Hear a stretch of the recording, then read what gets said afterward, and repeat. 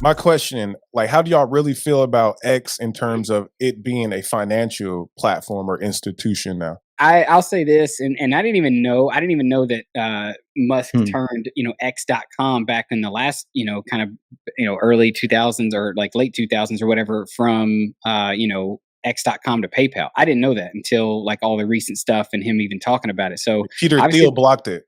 yeah, obviously he's got the knowledge. He can do whatever the heck he wants. He's literally like one of the richest people in the world. Like he's got the connections, he's got the money. Like I would say with most products, if it's a usable product and if it's something that people can actually benefit from, better themselves, better, their content or and better monetize it in some form or and whatnot, like why not? That's the way I see it. Like, we see every few years some new thing, social media type thing or new payment system type thing kind of pops up. I mean, before, 5-10 years ago, people weren't really using PayPal or Venmo and all these things. Like it was, kind of slower. And then now everybody uses PayPal, Venmo. I mean, it's just the way it is. So it's like I could definitely see it, but I was listening to the JT might have something to say on this as well. I was listening to the pod or the space he was on with AJ and BitBoy yesterday or a couple days ago, and it's kind of true though. It's like people want something that whatever it is, that he creates with X. If it's in the payments and the financial rail section, it's like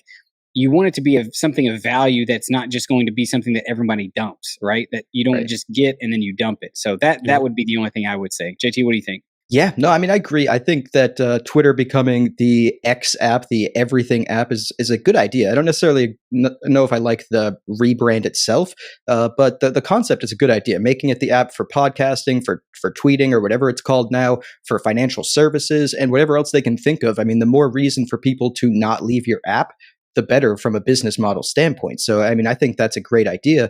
But in that Twitter space you were talking about, hosted by BitBoy, that I was fortunate enough to be a co-host of the other day, there seemed to be a lot of enthusiasm around Doge becoming the financial instrument of X. And I thought it was kind of interesting because I don't think Doge won't have a role at all. But I can't imagine it being the actual backbone of any sort of payment system on any application, primarily because creators like ourselves and anybody else, they want a stable idea of what they're going to be getting and creating in revenue. They don't want to get something that'll be so volatile. And there was even discussion on that space of X creating their own token, the everything token.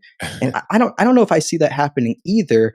The only caveat to that being is maybe they could go the Facebook route and kind of revamp and retry what they tried to do with Diem, Facebook's old attempt at a stable coin, and sort of do something similar for X, which I could see that. I don't know if it would get shot down again in the courts or through other various regulatory bodies, but I could see that as a possibility. See, what I'm seeing is like I read some threads about it, and what I'm thinking is it's going to be more of a like Fractal Monsters with a virtual coin. Wait, threads on X or threads on threads? That's what I'm saying. Confusion. I read a long article on a X platform, right?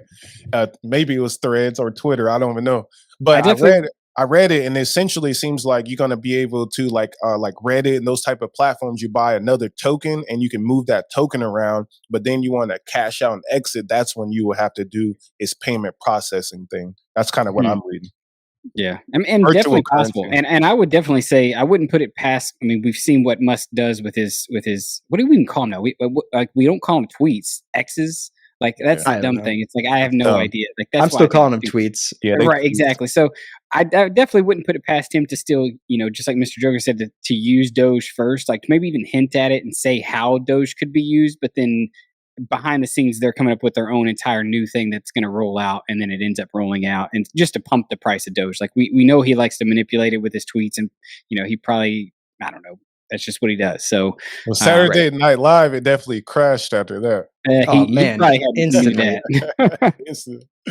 Man. Yeah, so Mr. Joker, I mean, one last point on this. He brings up an interesting point. Actually, I didn't know this. So he said that Tesla removed BTC as a payment method, but still allows Doge, which means they're still interested in accumulating, blah, blah, blah.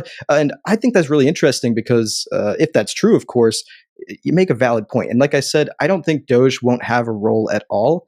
I think it'll be maybe a tipping method or some sort of payment method, but not the primary rails.